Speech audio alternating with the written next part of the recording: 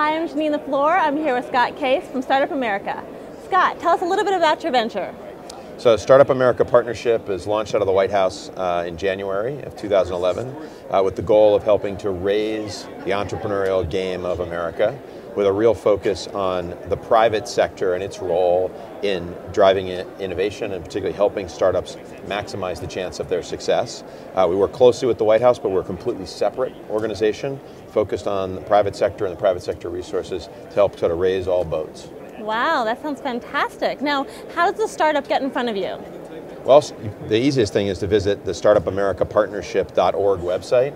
That's the best way to get connected to all the resources that Startup America is bringing to the table. Everything from really, really early ideas all the way through the startups and ramp-ups and speed-ups that ultimately create all the jobs in America. It's one of the reasons why Startup America got created is that all the net new jobs created in the United States were created by companies less than 5 years old. So it's a real opportunity to drive our economy, and it's a way for every entrepreneur to get access to more resources to help them be more successful at the Startup America Partnership website. Fantastic. Now tell us a little bit more about the tools and the resources that you have to offer. Is it mentorship, or are there tools that are given to the entrepreneurs? Right, so if you visit the website, we've identified 5 key things that have to be true for all entrepreneurs that they need resources in. The first of which is expertise and people who have knowledge that can help you both vet your idea and connect you to others. That's a really key asset. The second area is around talent. How do you help hire people and get access to the best possible talent to help you grow and scale your business? The third area is generally support services, accounting, legal, office space. The kinds of things that if they get in your way can be a real drag on your business, but if they're done well, they're sort of invisible. Next is customers. How can we help startups get access to more customers to help them grow their businesses and ultimately strive? And finally, it's access to capital. How do we connect really good business leaders and startups with different types of resources that are available to them and really make them most relevant? If you're really an early stage company, talking to a VC is probably a waste of your time and a waste of theirs. But maybe that's an opportunity to get access to seed capital. So how do we connect you to the most relevant resources? And I always put capital last because a lot of entrepreneurs make the mistake of thinking that if only they had the money, they'd be able to build their business. The reality is that if you work on those first 4 things, if you have great expertise and people around you in a connected group, if you've got good talent, if you've got the kind of support services that you need, and ultimately you start to drive and understand your customers, the capital will come calling to you.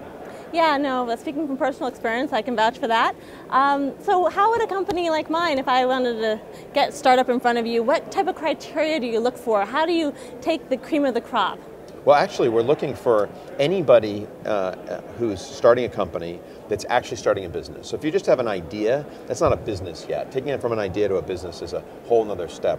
So while we'll point to resources that'll help you do that, we're really looking for folks who have a specific idea that's got a product or a service around it and have a basic business that they're architecting. From there, we call those groups startup. We view them as usually 2 people, they've got a product in their product development, and they're focused on really getting to market. That's the lowest possible level, and then we move up from there. We have ramp-ups where they've got customers and then they're driving their customer base, and then we have speed-ups.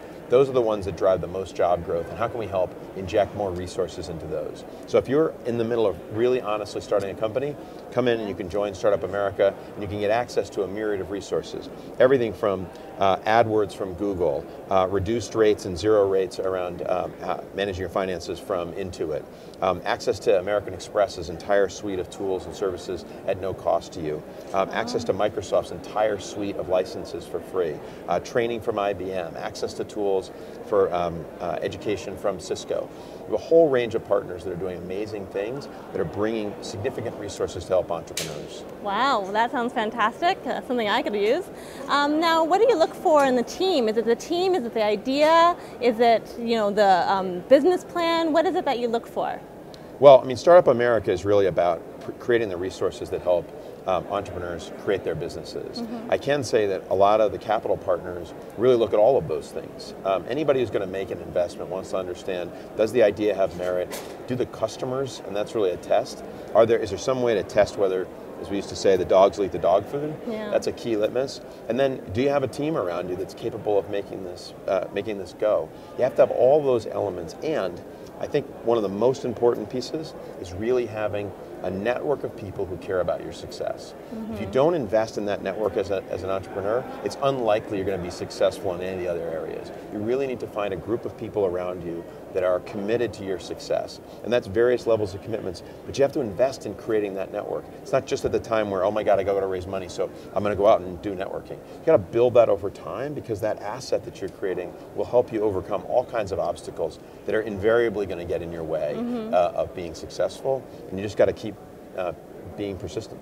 Right. Now, tell us a little bit about yourself, about your background and how you got involved. And I know we asked earlier if Steve Case is related to you.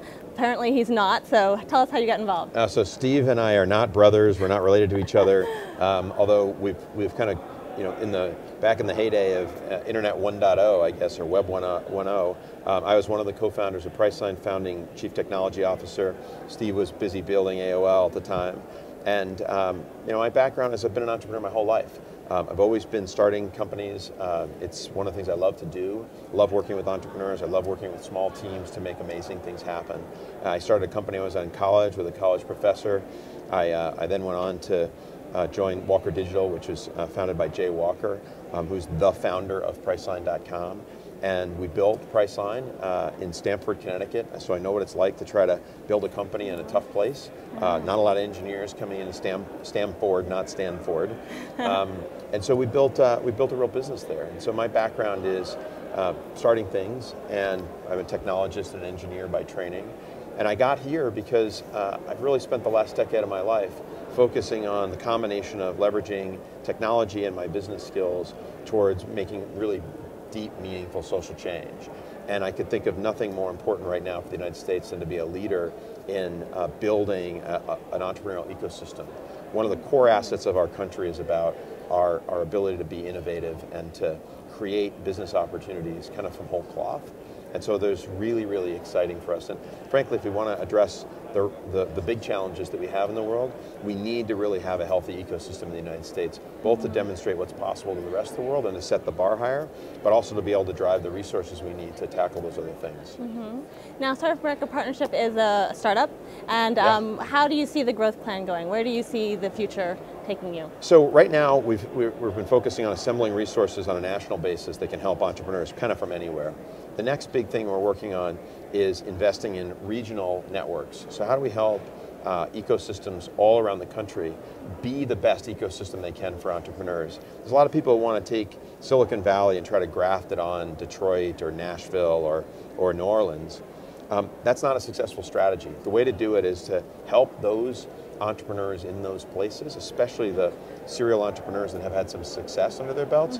How do we help them really cultivate an appropriate and most relevant ecosystem in the place where they are, so that we're driving the best possible ecosystem that's kind of natural, draws on the natural resources of the community in which they're driving, and then we can help them. So the next big phase for Startup America is rolling out the same kind of model we're doing on a national basis, on a local basis, led by entrepreneurs. So one of the things that we set up from the very beginning of Startup America Partnership is, if this is for entrepreneurs, it needs to be by entrepreneurs. So the whole team is really focused on being entrepreneurs and being entrepreneurial and building businesses, and that leadership at the local level.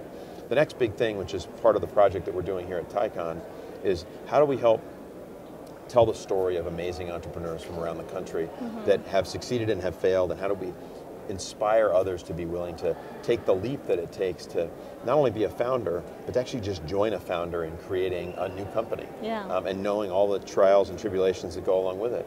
Being an entrepreneur and building a business is hard work, but it's incredibly gratifying. Even if it doesn't fulfill all of the dreams you might have about it, the people you meet and the lessons that you learn will be valuable for the rest of your life. Yeah, no, absolutely. I mean, you're completely right on that one. What advice would you give to an entrepreneur who might not be succeeding and who wants to turn their failure into a success story? Chances are, if you've been going in the same direction for a while and you're not getting traction, you're not getting the kinds of results you want, it's time to sort of stop and really go back to that network of people who care about your success. Step back with them and try to walk them through what your business is really about. Do you have the right customer? Where's your competitive landscape? Do you have the right product? You need to sort of take stock again of where you're at, because you're going to probably have to make a pretty radical turn. You got to be persistent. Chances are the problem you're trying to address is a worthy one, but something's not quite right about how you're approaching it. So kind of go back to the fundamentals and say, all right, do I have the right team? Do I have the right product? Do I have the right resources and network around me? Do I have the right understanding of my customers? And by combining all those again, you can probably take another stab at it. But a lot of times sometimes you have to go really far one direction or another before you can get back to true north. Right, right.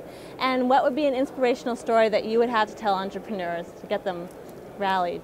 Well, it's actually a lesson that I learned when my very first company I started was with a college professor in the University of Connecticut. And we built this unbelievable product. It taught it was a simulation of a flight instructor and a flight simulator. It ran on a personal computer. And unbelievable product, really invested a lot, and it was the only product of its kind, still the only product of its kind 15 years later. We made one classic mistake as a bunch of engineers, which is what I call the field of dreams mistake. Which, if you know that movie, it's if you build it, they will come. Yeah. It turns out, just because you build a great product, they won't come. So my key lesson was that marketing was a really important thing. It sounds trivial now, but I find so many entrepreneurs and engineers who don't put the customer at the center, and then they don't figure out how they're going to reach that customer. What are the messages? What's the strategy? How are you going to get there? And if you bake that into the product early on, you'll have a much better chance of success. So as you're thinking about it, for a lesson for me and for any entrepreneur that's building a business, really understand how your marketing and your sales and your story is going to help you build your business, and start that process right at the very beginning. Okay. So often we think we can sort of graft that on later, but you can't do it. You really have to think about it right at the get-go. Okay, great. And in closing, what's the one thing that you would say to entrepreneurs out there on behalf of Startup America Partnership?